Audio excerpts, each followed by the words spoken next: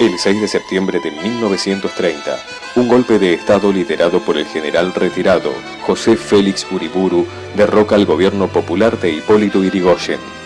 Los militares toman ilegalmente el poder junto con colaboradores vinculados a la oligarquía de los terratenientes y empresas capitalistas extranjeras. Comenzaba así en nuestra patria un proceso histórico que se caracterizará por la ausencia total del pueblo en las decisiones políticas, económicas y jurídicas. Los golpes de Estado serán una nueva forma de amedrentar violentamente a la sociedad civil, sometiéndolos al hambre, la miseria, el desamparo, la desesperanza, la represión, la censura, los negocios, el fraude electoral y la entrega del patrimonio nacional a los capitales extranjeros de la mano de una aristocracia cómplice y vendepatria. Una atmósfera oscura y violenta se apodera del país. Se avecinan tiempos de lágrimas y de muertes. El pueblo, indefenso, será sometido a la aniquilación de sus derechos y a vivir en condiciones de esclavitud. Serán los tiempos de la entrega. Serán los tiempos de la década infame. Y solo una voz se levantará para recuperar lo que es del pueblo. Será la voz de aquellos jóvenes que sostienen: somos una Argentina colonial, queremos ser una Argentina libre. Será la voz de Forja.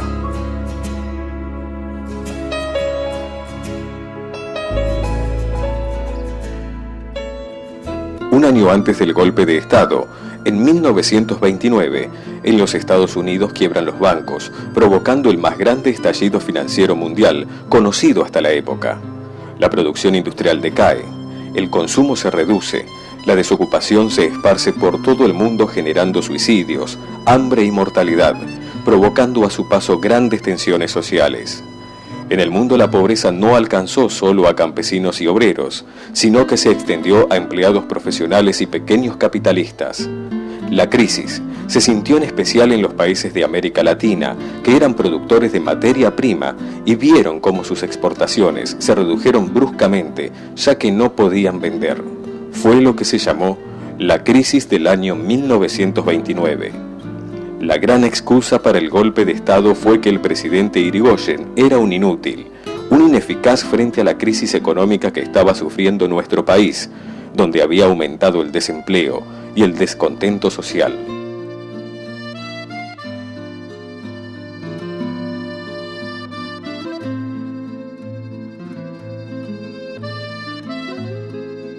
Durante los casi 2 años de Uriburu en el poder, el país vivió una penuria, mientras que el hambre y la desocupación fueron compañía obligada de los sectores populares.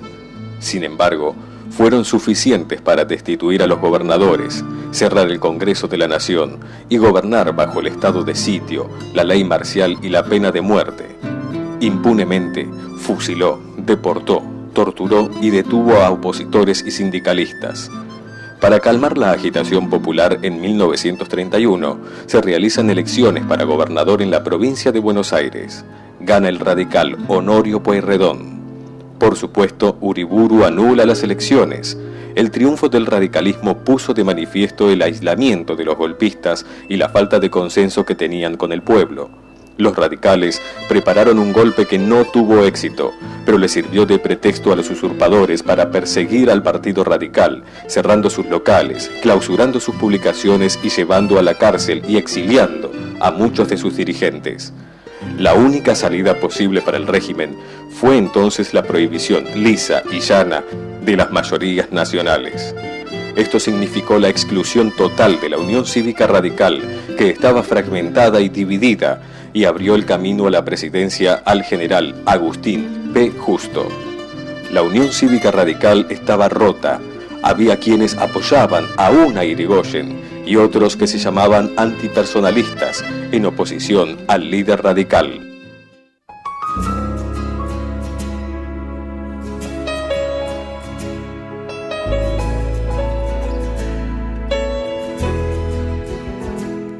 Uriburu, ya sin apoyo de ningún tipo, busca una salida rápida para retirarse y convoca elecciones presidenciales.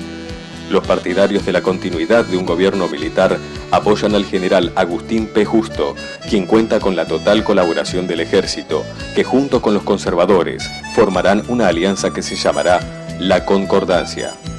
Ellos ganarán las elecciones más ilegales que recuerde nuestro país.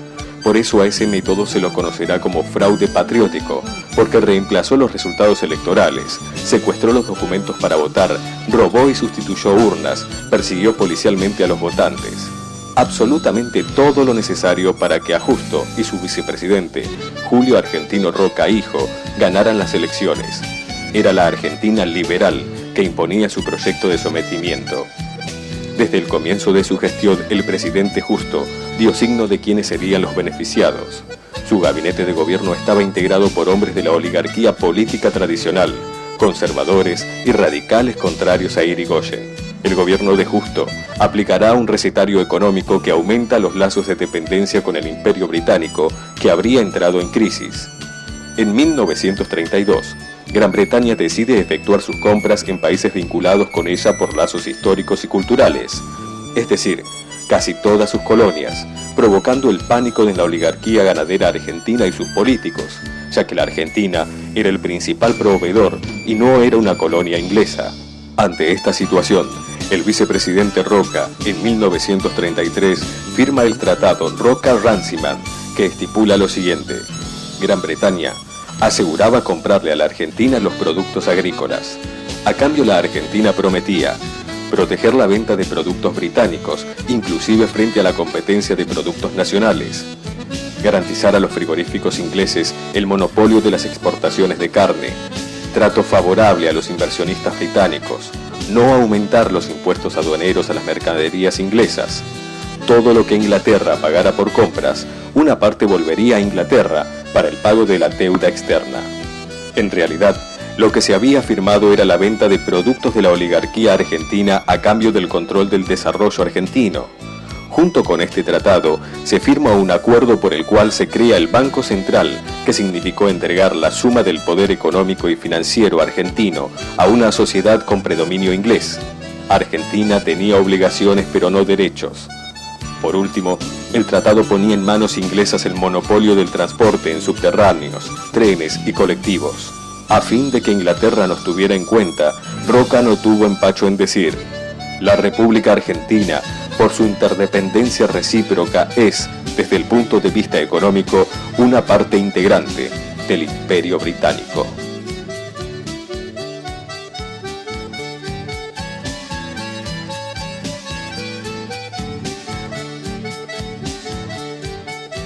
Mientras tanto, en el radicalismo asume la conducción del partido Alvear, quien no cumple con el mandato irigoyenista de abstenerse en las elecciones fraudulentas que imponía el régimen.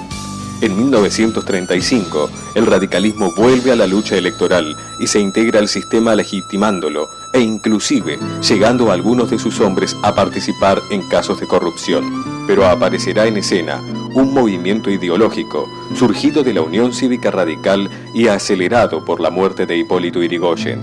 Su nombre será Forja, cuyas siglas significaban Fuerza Orientadora Radical de la Joven Argentina. Fue un intento de recuperar el partido y volver a las raíces ideológicas irigoyenistas. Eran críticos de la conducción que Alvear hacía del radicalismo y cuyo interés coincidía demasiado con los de la oligarquía. Al principio eran exclusivamente radicales, pero luego aceptaron a gente proveniente de otros partidos.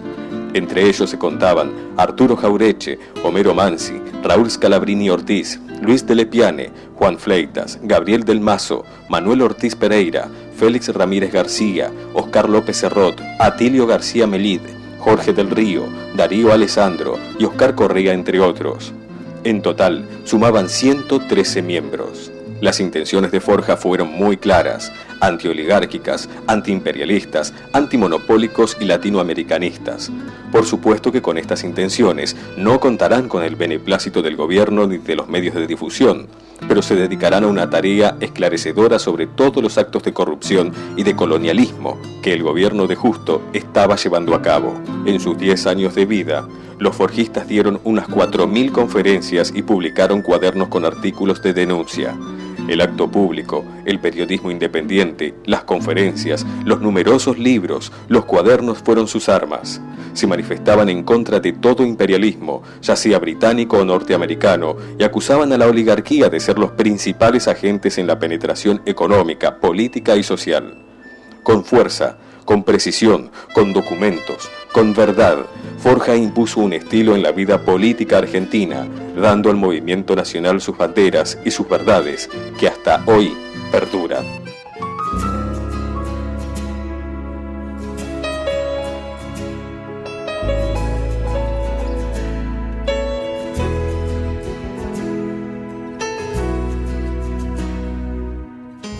Fue don Arturo Jauretche quien le dio el nombre y apellido al Tratado Roca-Runciman. Lo llamó el Estatuto Legal del Coloniaje. Don Arturo Martín Jauretche fue un verdadero maestro que nos enseñó a todos que las clases dominantes falsifican la historia y la usan como un instrumento cultural de dominación que se infiltra en la mente de nuestros estudiantes, de nuestros trabajadores, de nuestros profesionales, que comienzan por aceptar de buen grado la de ser sometidos en la denigración y el pesimismo, de ver al mundo en forma dependiente y resignada. Jauretche nos enseñó a comprometernos con lo propio, a no tener vergüenza de haber nacido en esta tierra, con nuestros parientes, nuestra educación, nuestro lenguaje, nuestras creencias. En definitiva, a partir de nosotros, de nuestras realidades y vivencias, a vernos tal como somos.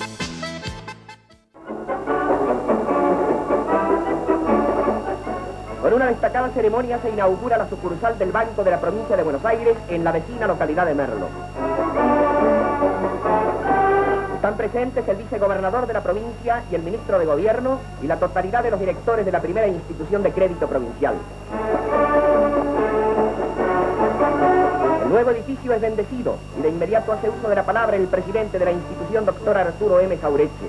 En su discurso afirma que al inaugurar la sucursal de Merlo, el Banco de la Provincia de Buenos Aires pone de relieve su determinación de llevar su ayuda a todos los pueblos, aportando la realidad de una obra a tono con las directivas del gobierno de la provincia y con el propósito de fortalecer la unidad creadora en el orden económico. Con la sucursal de Merlo son 114 las filiales que ha fundado ya el Banco de la Provincia de Buenos Aires. Es su aspiración que no haya cabeza de partido sin una de sus sucursales.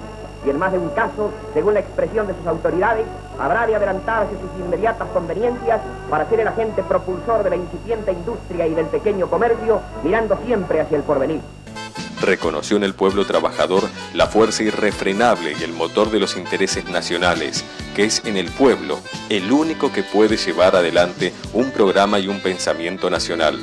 Hombre de convicciones, fue sucesivamente irigoyenista, forjista, peronista, en las buenas, pero sobre todo en las malas, porque como gustaba decir, no era hombre de partido sino del movimiento histórico, movimiento que defendió desde el llano, desde el exilio y desde la cárcel. Don Arturo defendió con el cuero lo que escribió con la pluma. Entendió como nadie que los sectores dominantes son los que controlan los aparatos económicos, las comunicaciones, la educación, los que tienen dinero para pagar intelectuales, periodistas, políticos. En definitiva, nos indicó el camino para derrotar el manual de sonceras argentinas. Argentina se obligaba a subordinar todo el transporte, para lo cual se despojó a los colectiveros, a los embuses, a los omnibuseros, a los camioneros, porque creaban no solo competencias al monopolio del transporte británico, sino que además creaban nuevas vías comerciales para el desarrollo. Se crearon las juntas reguladoras para disminuir la producción de azúcar y de vino.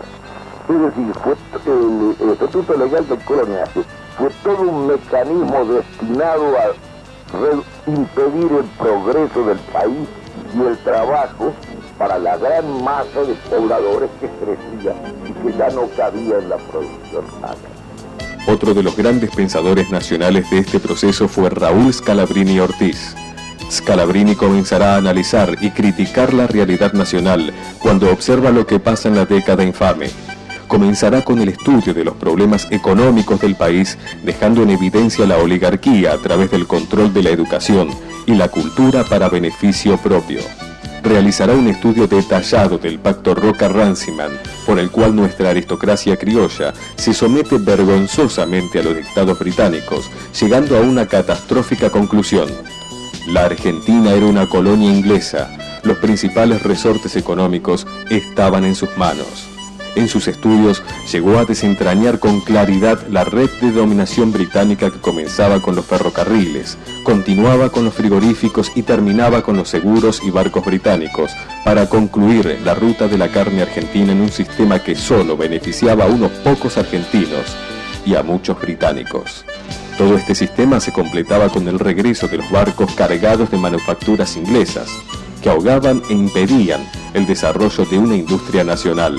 En 1935 conoce a Arturo Jauretche, con quien establecerá una amistad que perdurará hasta su muerte.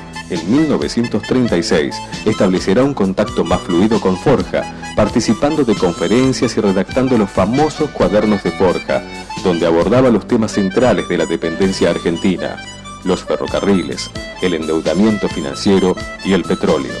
Scalabrini Ortiz perteneció a una generación que dilucidó cómo la historia oficial que se enseñaba en las escuelas contenía una importante cuota de falsedades, producto de que la misma había sido escrita por los hombres de la oligarquía liberal. Había comprendido, al igual que Jauretche, el papel de la prensa en un país semicolonial como el nuestro. La prensa argentina es actualmente el arma más eficaz de la dominación británica. Es un arma traidora como el estilete, que hiere sin dejar huella. Raúl Scalabrini Ortiz presenció maravillado el 17 de octubre de 1945. Todavía retemplan sus palabras para describirlo al que definió. Era el subsuelo de la patria sublevado. Era el cimiento básico de la nación que asomaba, como asoman las épocas pretéritas de la tierra en la conmoción del terremoto.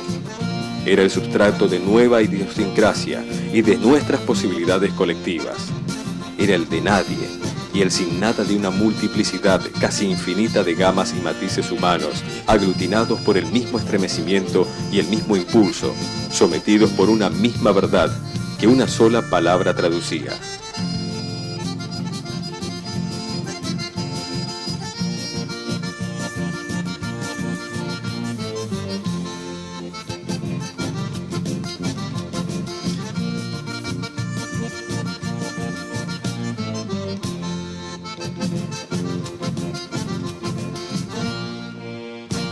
Forja se disuelve en noviembre de 1945. En un breve documento deja en libertad de acción a sus afiliados porque considera que un nuevo movimiento popular ha nacido. Este movimiento es la expresión colectiva y nacional del pueblo argentino. Forja ha comprendido que esa nueva fuerza nacional y popular es el peronismo.